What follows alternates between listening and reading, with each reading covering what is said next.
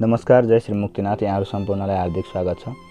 आज हामी पञ्चाङ्ग कसरी हेर्ने, पञ्चाङ्गमा के कुराहरू समेटिएको हुन्छ, यही विषयको चतुर्थ भागमा, चतुर्थ श्रृङ्खलामा छौँ।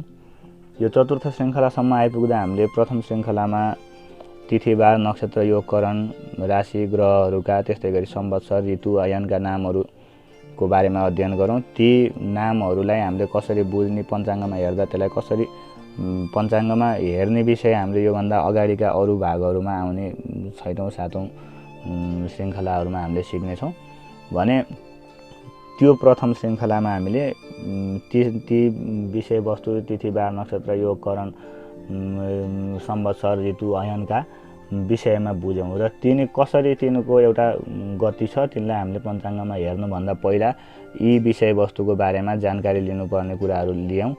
र त्यस्तै गरी द्वितीय श्रृङ्खलामा हामीले पञ्चाङ्गको प्रथम पृष्ठदेखि, कभर पृष्ठदेखि 11 नम्बर पृष्ठसम्म, 11 पेजसम्म हामीले हेऱ्यौँ। त्यो भित्र पञ्चाङ्गको अगाडि जुन कभरमा समेटिएका सबै विषयवस्तु र त्यस्तै गरी महत्त्वपूर्ण विषयवस्तु भनेको बृहत अवकडा चक्र भन्ने, जस्तै हामीले चुचे, चोला, अशून्य, लिलु, लेलो, भरोनी भन्छौँ।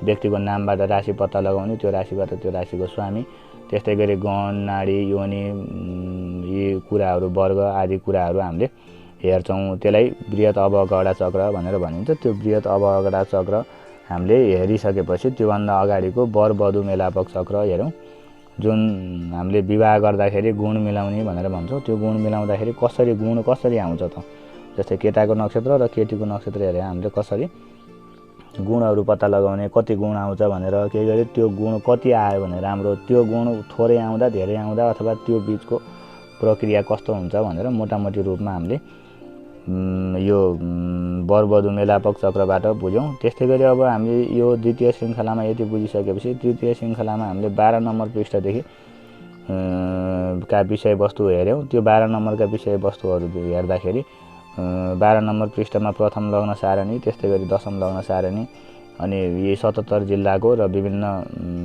अन्तर्राष्ट्रिय रूपमा हेर्दा विभिन्न देशहरूका अक्षांश, देशान्तर र समय अन्तर, हामी जुन ठाउँमा छौँ त्यो ठाउँदेखि नेपालका अरू 76 जिल्ला र विदेशहरूसँग हामी कतिको समय अन्तरमा छौँ भन्ने कुराहरू, त्यो अक्षांश, देशान्तर, समयान्तर, यो कुराहरू हेऱ्यौँ।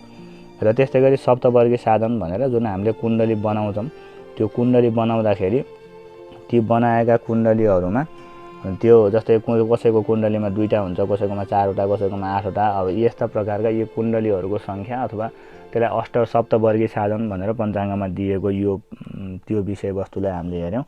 र त्योभन्दा अगाडि छ यो क्रान्तिहरूको बारेमा र त्यस्तै गरी दशा अन्तर्दशाको विषयमा हेऱ्यौँ। दशा अन्तर्दशा जस्तै हामीले अहिले शनि चलिरहेको छ अथवा सङ्कटा चलिरहेका छ, यस्ता कुराहरू हामीले यो हेराउँदाखेरि अथवा ज्योतिष विषयसँग सम्बन्धित रहँदाखेरि मेरो यो दशा चलिरहेको छ अथवा कोही व्यक्ति हेराउन आयो भने हजुरको यो दशा चलिरहेको छ भनेर हामीले जस्तो प्रकारले व्यावहारिक रूपमा प्रयोग गर्छौँ, त्यो व्यावहारिक रूपमा प्रयोग गर्ने चिजलाई हामीले हेऱ्यौँ। त्यो त्यति गरेर यो तृतीय श्रृङ्खलासम्म आइपुग्दा हामीले 18 नम्बर पृष्ठसम्मका विषयवस्तुहरू हेरेका थियौँ।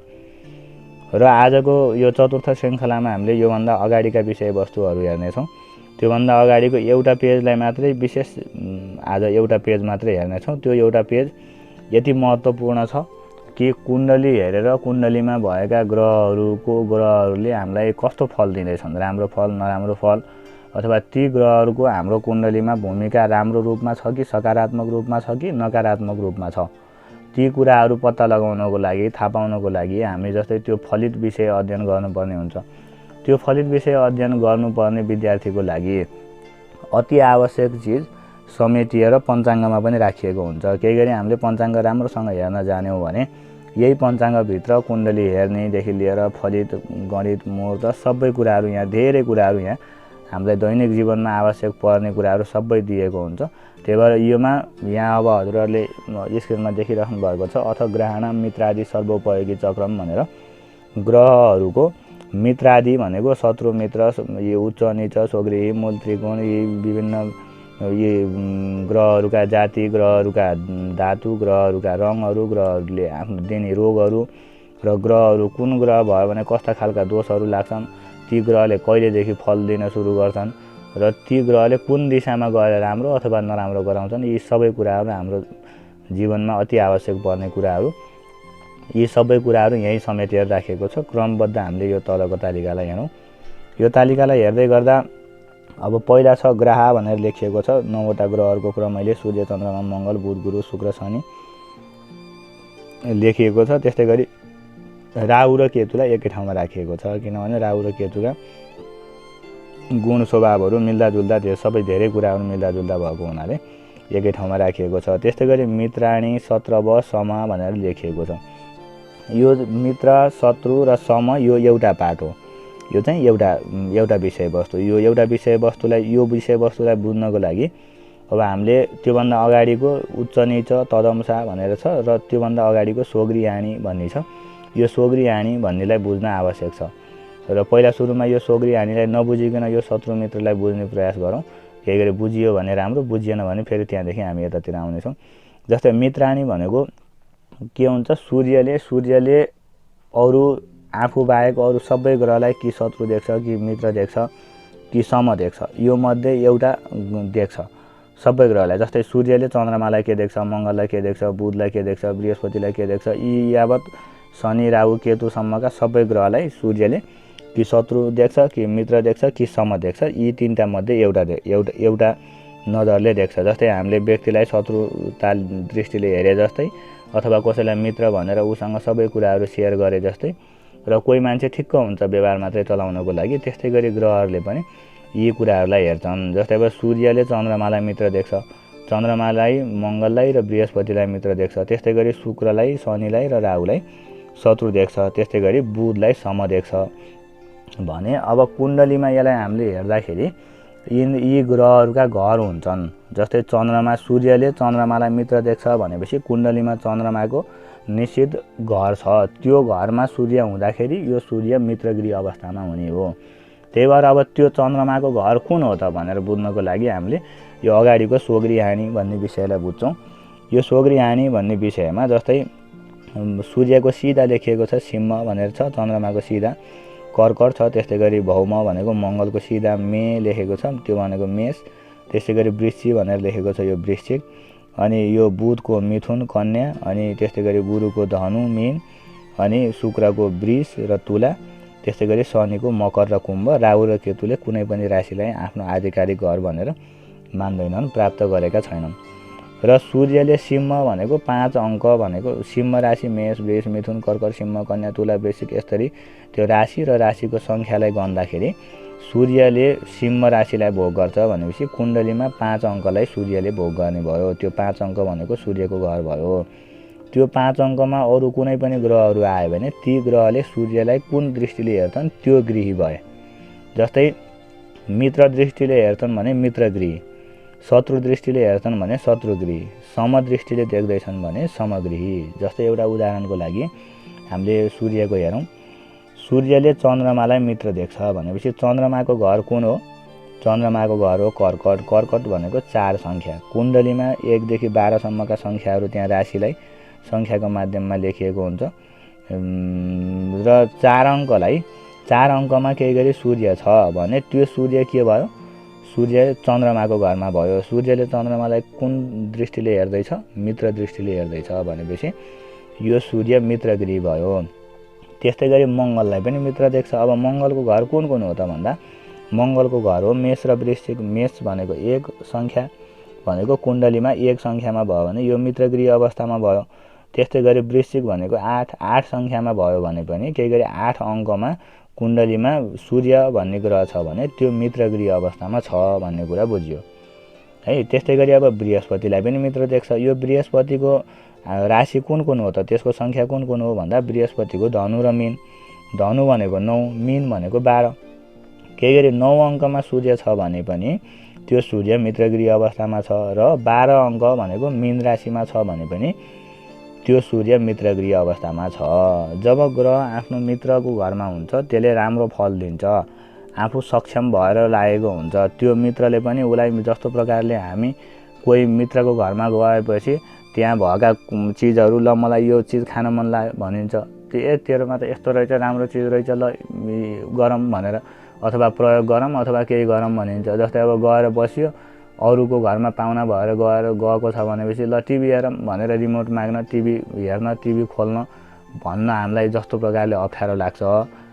तर मित्रको घरमा गइसकेपछि खै ल टिभी खोल त भनेर भनिन्छ, हेरिन्छ। यसरी चाहिँ खुल्ला तरिकाले व्यवहार गर्न जस्तो प्रकारले हामीले आफ्नो साथीभाइको घरमा गर्न सक्छौँ।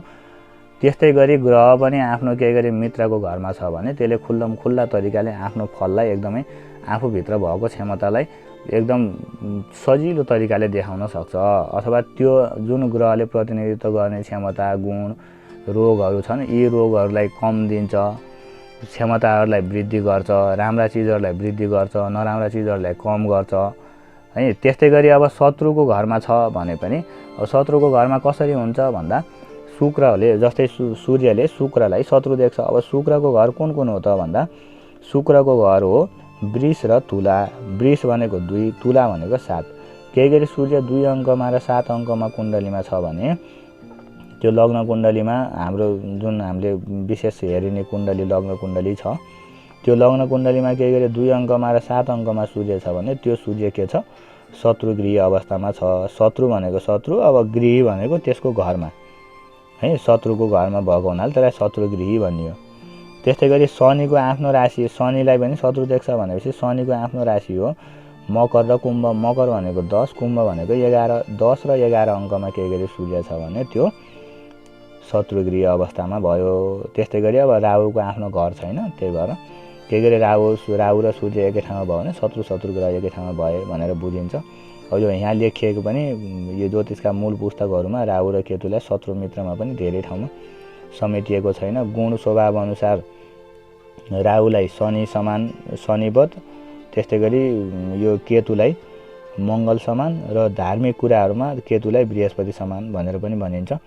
र अब यी कुराहरू राहु र केतुका विषयमा हामीले मूल ग्रन्थ अध्ययन गर्ने क्रममा केही गरी त्यो विषयवस्तुहरू आयो भने मूल ग्रन्थका विषयवस्तुहरूमा हामीले यसलाई विस्तृत रूपमा कुन चिजमा, जस्तै अब धार्मिक कुरामा बृहस्पति समान, चोटपटक, यताउता एक्सिडेन्ट आदि इत्यादि कुराहरूमा मङ्गल समान भने जस्तै फरक विषयवस्तुमा यी फरक ग्रहहरूसँग मिल्दाजुल्दा भएर बस्दछन् यो राहु र केतु। त्यही भएर राहु र केतुको ठ्याक्कै एउटै आफ्नै गुण स्वभाव नभएको हुनाले अरू ग्रहसँग मिल्दा ती ग्रहहरूसँग सँगै हुँदाखेरिको अवस्थामा उनीहरूले त्यो अनुसारले आफूले आफ्नो नेतृत्व गर्नेवाला हुन्छन्। जस्तै कोही एउटा हेल्पर हुन्छ नि, हेल्पर मान्छे जस्तो मेन मान्छे जस्तो छ, केही गरी भात पकाउने मान्छे कहाँ गयो भने त्यसले त्यहाँ पानी ल्याइदिन्छ, चामल ल्याइदिन्छ, चामल पखालिदिन्छ। अब केही गरी त्यो स्टेजमा प्रोग्राम चलाइरहेको मान्छेको ठाउँमा गएको छ भनेपछि त्यसले त्यहाँ अब उसलाई चाहिने आवश्यक चिजवस्तुहरू दिन्छ। त्यही भएर त्यो हेल्पर जस्तै, हेल्पर चाहिँ जस्तो ठाउँमा त्यो एउटा सहयोगी मान्छे जस्तो मान्छेको सहयोगी बनेर बसेको छ त्यसले त्यही अनुसारले काम गर्छ भने जस्तै राहु र केतु पनि जस्तो ग्रहसँग सम्बन्ध राखेर बसेका छन् त्यस्तै ग्रहसँग मिल्दाजुल्दा भएर आफूले विषयवस्तुहरूलाई प्रतिनिधित्व गर्छन्। जस्तो अब त्यो भान्सामा काम गर्ने मान्छेको सहयोगीको अधिकारमा त्यही चामल हुन्छ, पानी हुन्छ, उसले यस्तो लिए सब्जी काट अथवा सब्जी बजार गरेर लिए भन्दा उसको अधिकार सब्जी ल्याउने अधिकार उसको हो भनेपछि अब केही गरी कोही गाडी चलाइरहेछ, गाडीको सहचालक बनेर बसेको छ भनेपछि त्यसले त्यो गाडीमा चाहिने के छ, अब तेल छैन भने तेल कति छ हेर्नु पर्यो, टायरमा हावा छ कि छैन हेर्नु पर्यो, त्यहाँ भएका मान्छेहरूलाई पानी दिनु पर्यो अथवा के दिनु पर्यो, मिलाएर राख्नु पर्यो, सामानहरू तिनीहरूको सामानहरू सुरक्षित राखिदिनु पर्यो। त्यो गाडीमा चालकसँग बस्ने सहचालकको काम भयो। त्यस्तै गरी सहयोगीको रूपमा जो व्यक्तिलाई हामीले यसरी एउटा दुईवटा उदाहरणको माध्यमबाट बुझ्यौँ, त्यस्तै गरी राहु र केतु यस्तै यही सहयोगीको रूपमा अथवा त्यही ग्रहसँग जस्तासँग छन् त्यस्तै हुने भएको हुनाले यिनले धेरै विषयवस्तुहरूलाई आफूले एक्लै प्रतिनिधित्व गर्दैनन्। गर्ने विषयवस्तुहरू त छन् तर पनि आफूले एक्लै मात्रै गर्दैनन्, अरू ग्रहहरूसँग सम्बन्धित भएका विषयवस्तुहरूमा गर्छन्। त्यस्तै गरी राहु र केतु चाहिँ यस्ता अवस्थामा हुन्छन्। त्यस्तै गरी अब सम छ, अब यो सममा सूर्यको सममा छ बुध। बुधलाई सूर्यले समदृष्टिले हेर्दो रहेछ भनेपछि बुधको आफ्नो राशि कुन हो त भन्दा मिथुन र कन्या। अब मिथुन भनेको 3। अब केही गरी यो सर्टकट यो मिथुनको मी र मिनको मी लेख्दाखेरि चाहिँ सर्टकट रूपमा यसरी लेखिएको छ भने मिथुनको मी ह्रस्व हुन्छ, मिनको मी दीर्घ हुन्छ है। यो कुरालाई चाहिँ हामीले ख्याल गर्नुपर्छ। कुनै कुनै ठाउँमा फेरि बुधकोमा पनि मिलेको छ, गुरुमा पनि मिलेको छ भन्ने, अनि त्यो दुईटैलाई कि मिथुन भन्ने कि दुईटैलाई मिन भन्ने गऱ्यौँ भने फेरि हामी त्यहाँनिर फेल हुन्छौँ। त्यही भएर यो ह्रस्व र दीर्घलाई ख्याल गर्नुपर्ने हुन्छ। अब यो बुधको मिथुन भनेको 3 र कन्या भनेको 6 अङ्कमा बुध सूर्य समग्रीय अवस्थामा हुँदो रहेछ भनेपछि केही गरी कुण्डलीमा 3 अङ्कमा र 6 अङ्कमा सूर्य छ भने त्यो सूर्य समग्रीय अवस्थामा छ भनेर बुझियो। अब यति बुझेपछि हामीले मित्राणी भन्ने बुझ्यौँ, सत्रभ भन्ने बुझ्यौँ, सम भन्ने बुझ्यौँ। जस्तो प्रकारले सूर्यको बुझ्यौँ त्यस्तै गरी अरू सबै ग्रहहरूको हेर्नेछौँ। आफै हजुरहरूले प्रयास गर्नु होला।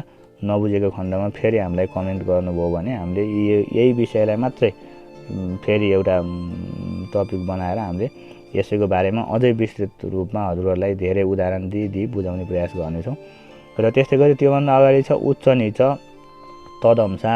ग्रहहरू उच्च भनेको एकदमै हौसलाले युक्त, क्षमताले युक्त है। ती ग्रहहरू क्षमतावान छन्, त्यो काम गर्न भ्याट्ट भने चुड्कीको भरमा काम गरिदिन्छन्। व्यक्तिले भने जस्तै मैले यस्तो मान्छे चिनेको छु, त्यसले चुड्कीको तैँले भनेको फोन गरेपछि त्यसले काम गरिदिन्छ भने जस्तो ती ग्रहहरू पनि केही गरी आफ्ना प्रतिनिधित्व गरेका विषयवस्तुमा कतिको छिटो काम गर्नेछन्, कतिको सकारात्मक छन् अथवा एकदमै नकारात्मक छन् भन्ने कुराहरू हामीले यो उच्च नीचबाट बुझिन्छ। ग्रह उच्च अवस्थामा छ भने त्यो एकदम पुरा जोस जाँगरले हौसलाले युक्त छ, क्षमताले युक्त छ। निचो अवस्थामा छ भनेपछि त्यो अलिकति अब धेरैले गाली गरेर आफू एकदमै खिन्न मन बनाएर बसेको व्यक्ति हुन्छ अथवा रोगी मान्छे हुन्छ, केही गर्न नसक्ने त्यस्तो अवस्थाको त्यो ग्रह पनि हुन्छ।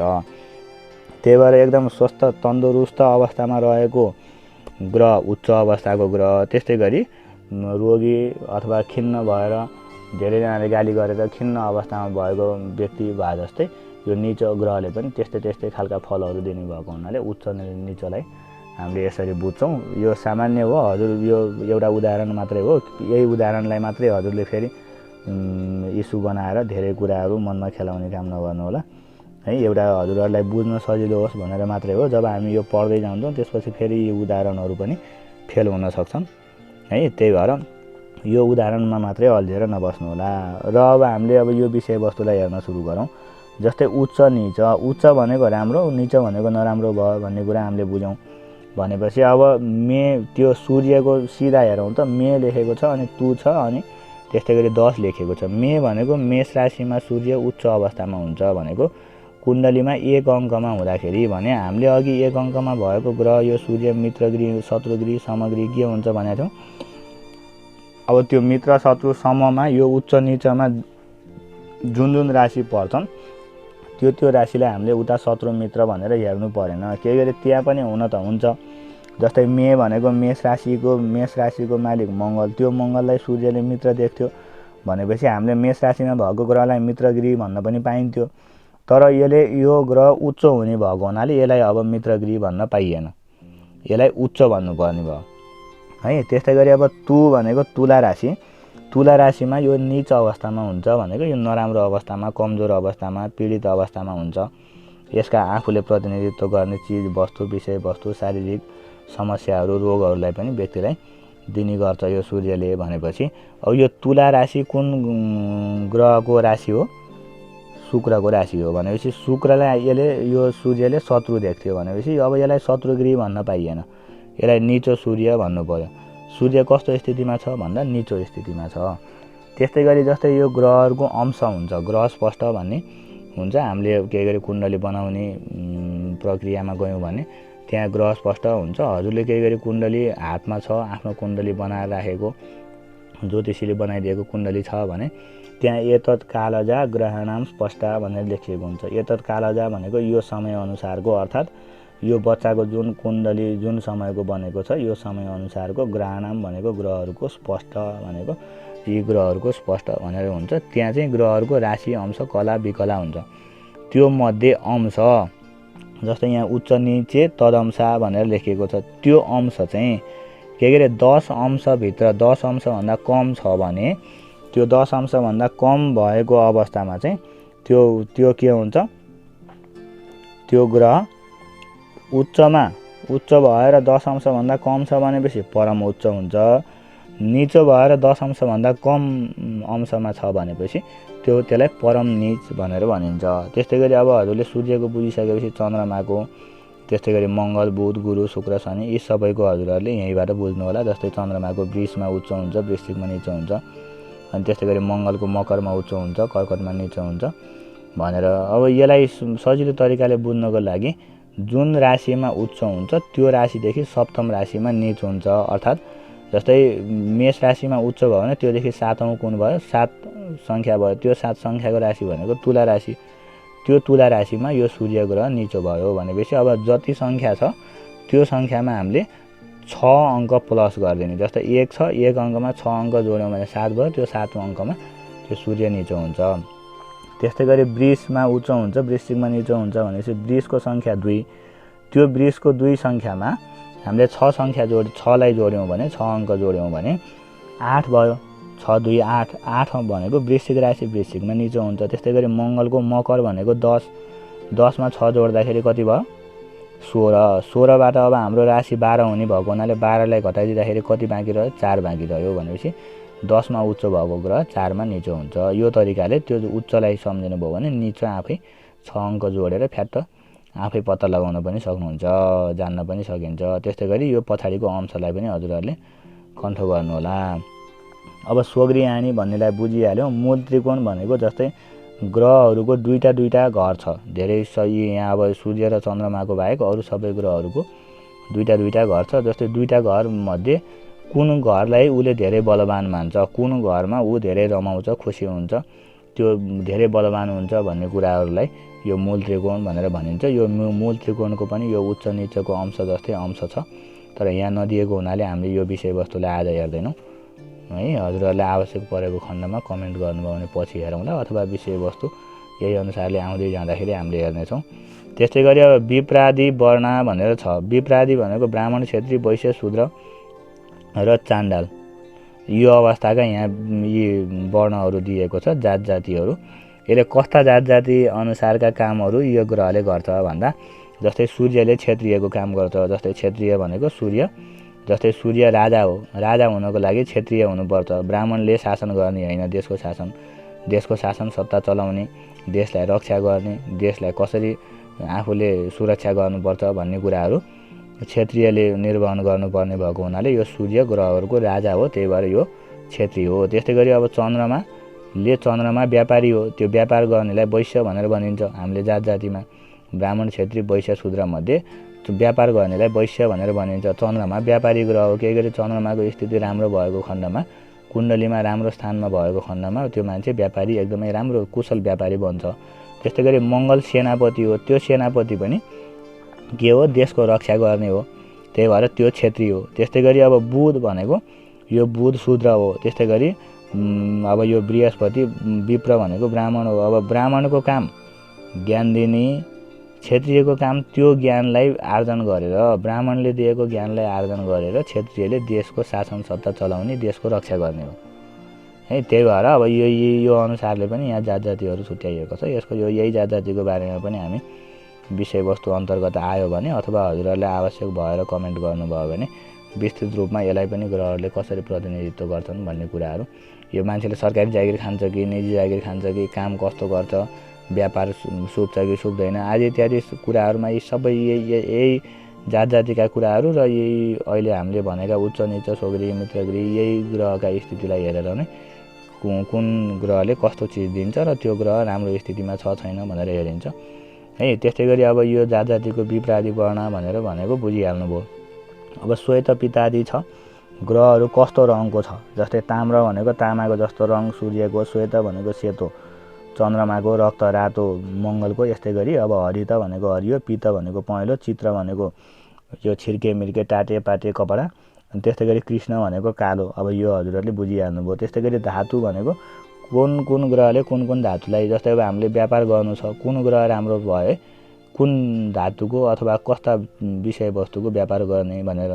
जस्तै सूर्य छ भने तामा पित्तल आदि यी चिजको व्यापार गर्न राम्रो भयो, सूर्यले प्रतिनिधित्व गर्ने के हो?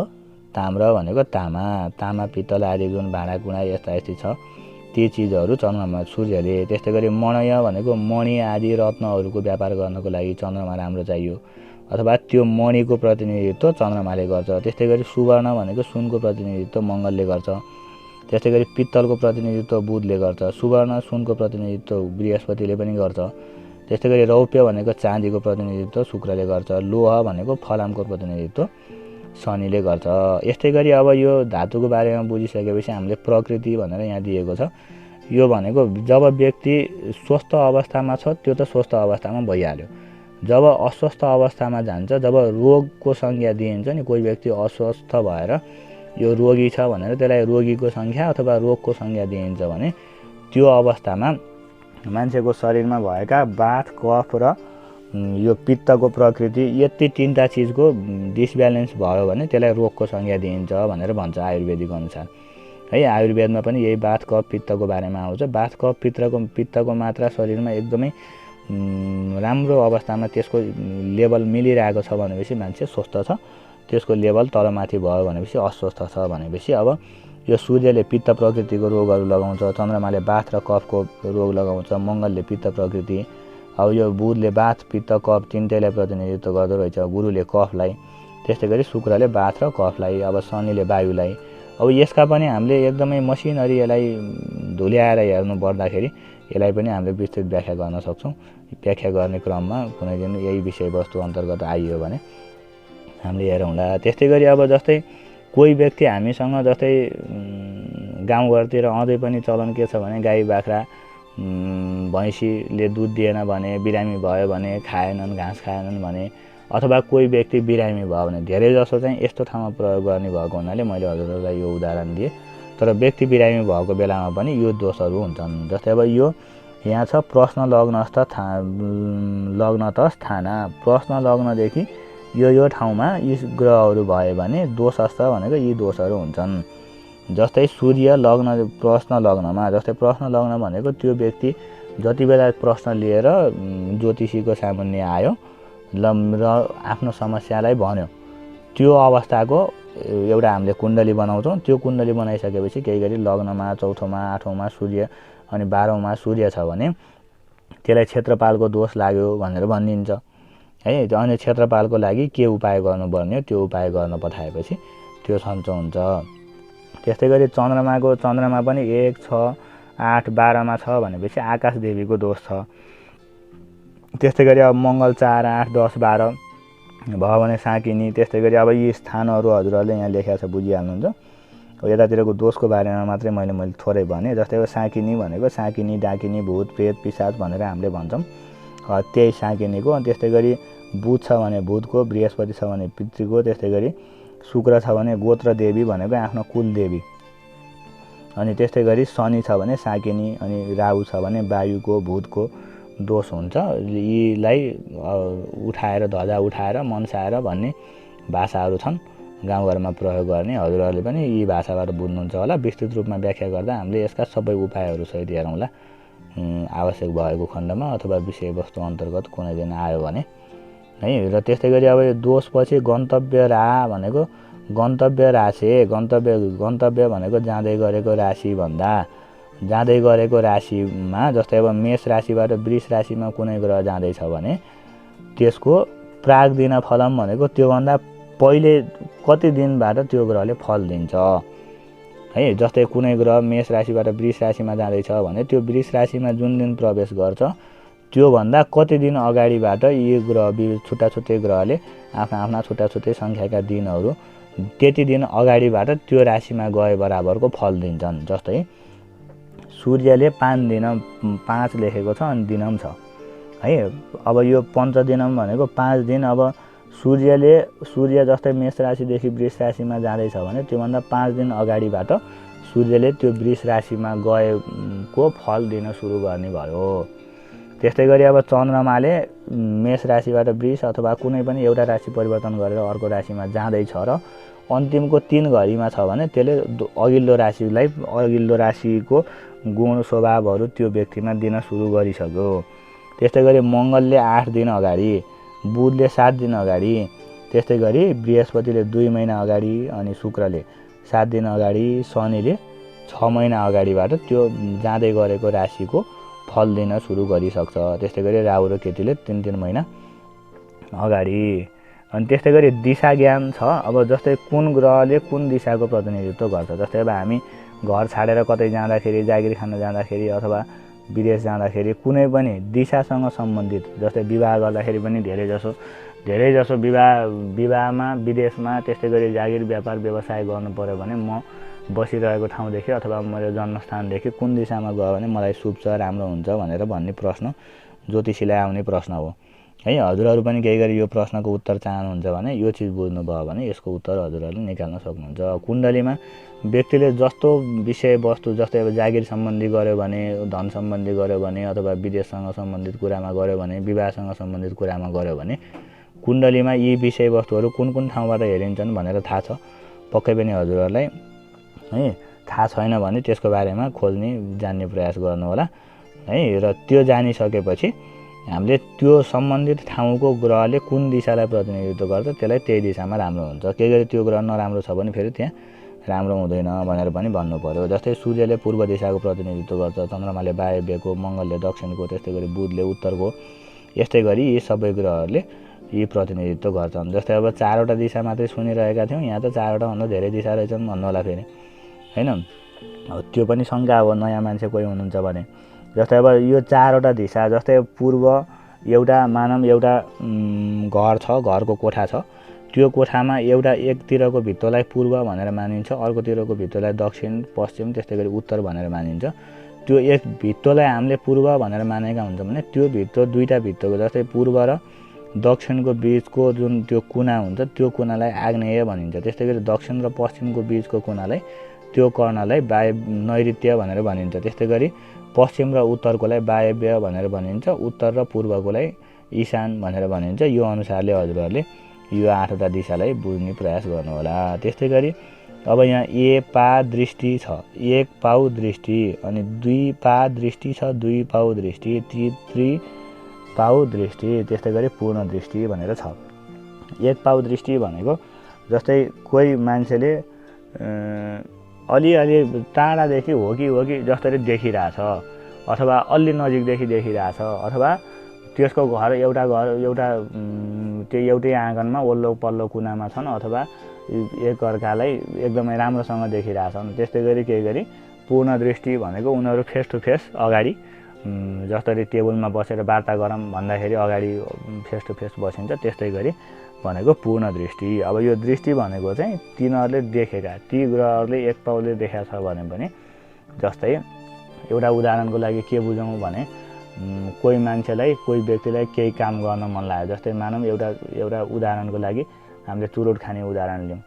चुरोट, कोही चेलाले चुरोट खाँदैछ, त्यहाँ गुरुले देखाएको छ, गुरुले टाढादेखि देखाएको छ, गुरुलाई टाढादेखि हो कि जसरी देखाएको छ त्यो मेरो विद्यार्थी हो भन्ने पनि चिन्दैन, तर त्यो विद्यार्थी के गर्छ, सतर्क हुन्छ। मलाई त्यो मेरो शिक्षकले देखिरहेछ, मेरो गुरुले देखिराख्नु भएको छ, त्यही भएर मैले यो खाएँ भने मलाई गाली गर्नुहुन्छ, पिट्नुहुन्छ अथवा केही गर्नुहुन्छ भनेर जसरी त्यो विद्यार्थी टाढादेखि हो कि जसरी देख्दाखेरि पनि सतर्क हुन्छ, त्यस्तै गरी यी ग्रहमा पनि सतर्क भएर बस्छन्। यी दृष्टिले चाहिँ यही ग्रहहरूले ग्रहका राम्रा नराम्रा काममा सतर्कता गराउने काम गर्छन्। जस्तै हामीले अगाडि शत्रु मित्र उच्च नीच भनेर भन्यौँ, यी ग्रहहरू यो अनुसारले राम्रो हुने भए अनि त्यो राम्रा ग्रहले देखे भने यी नराम्रा ग्रहहरू पनि सतर्क हुन्छन् भनेर यो दृष्टिले हामीले यो अर्थमा चाहिँ प्रयोग गरिन्छ।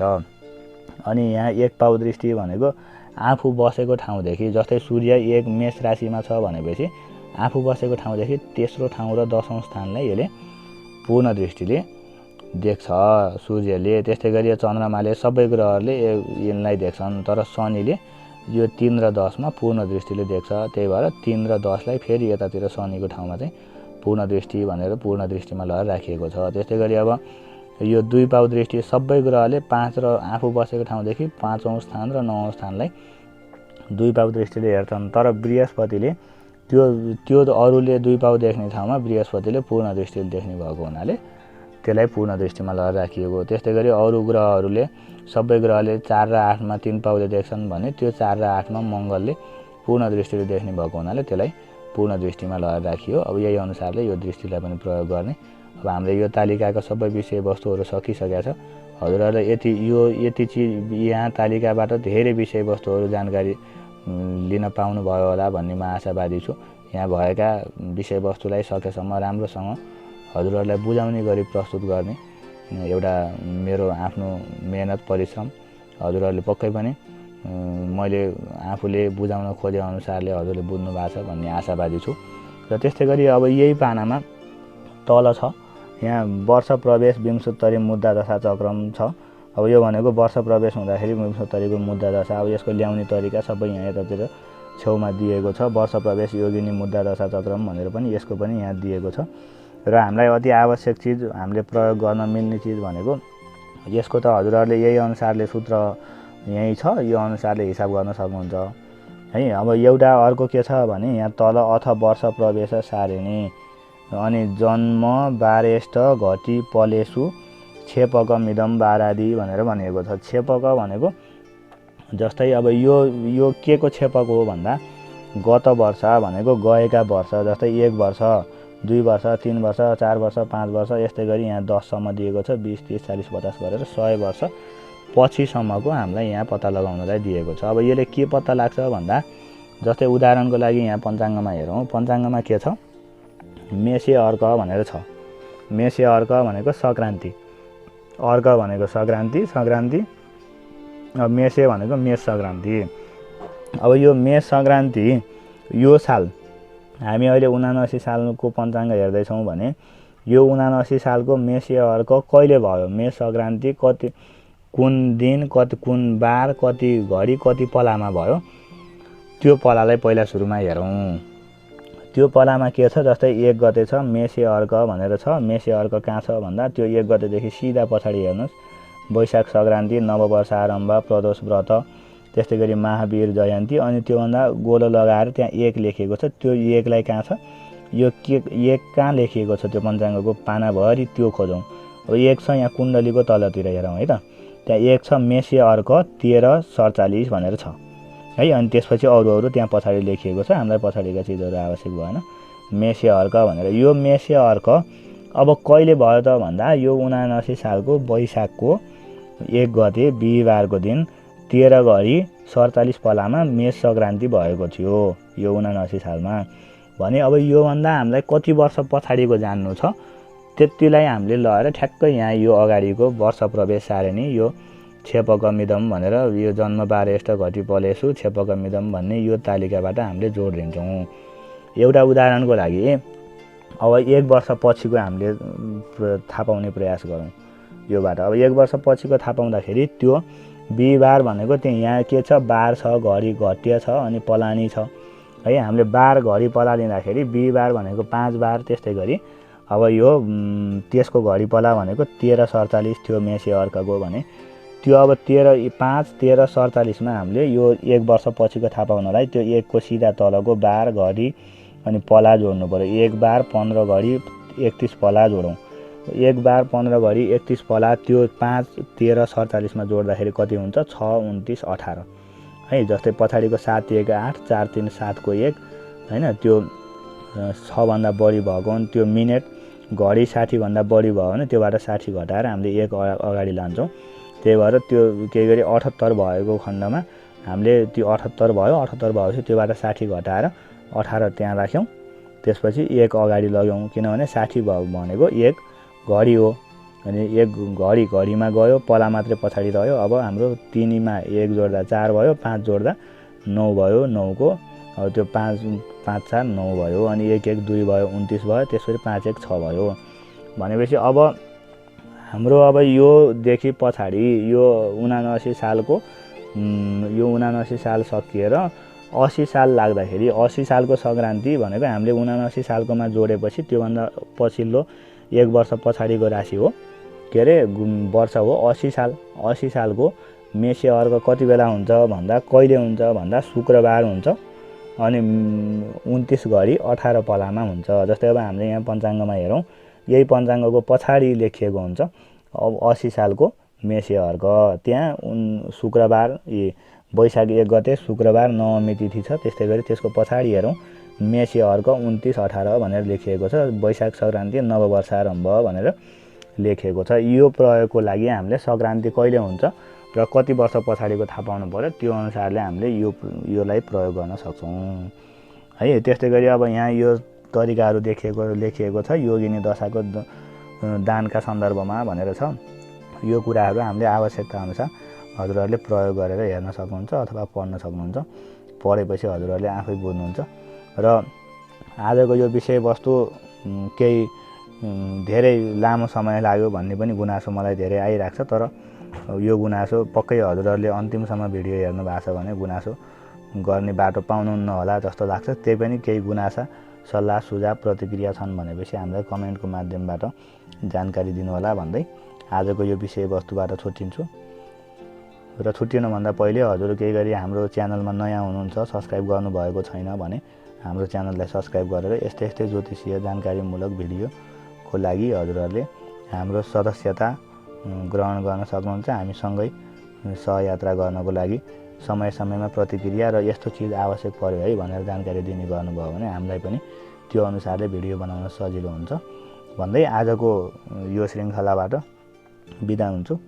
हस्त नमस्कार। जय श्री मुक्तिनाथ।